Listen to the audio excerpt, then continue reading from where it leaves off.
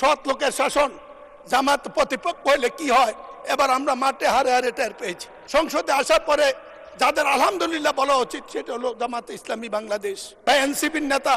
কাল কত হয়েছিল, তাদেরকে বয়স কম হলেও শ্রদ্ধা করি। আওয়ামী লীগের বিরুদ্ধে নির্বাচন তারা কি করবে জানতাম, কিন্তু সৎ লোকের শাসন জামাত প্রতিপক্ষ হলে কি হয় এবার আমরা মাঠে হারে হারে টের পেয়েছি। টাকা তারা ব্যবহার করে না, নির্বাচনে কোনো পক্ষপাতিত্ব করে না। ইনশাল্লাহ জাতির ভবিষ্যৎ উজ্জ্বল। এই জন্য জগন্নাথ ডেপুটি নেতা ডক্টর তাহেরকে নির্বাচনে জিতার পরে অভিনন্দন জানিয়েছিলাম। বলেছিলাম ফ্যাসিস্টদের বিদায়ের পরে কেউ যদি সবচেয়ে আলহামদুলিল্লাহ বলা উচিত সেটা আপনারা। এই নির্বাচন সুষ্ঠুভাবে সংসদ বসার পরে এত সংকট নিয়ে সংসদে আসার পরে যাদের আলহামদুলিল্লাহ বলা উচিত সেটা হলো জামাত ইসলামী বাংলাদেশ। কিন্তু আজ প্রশ্ন উঠেছে আমাদের সম্পর্কেও।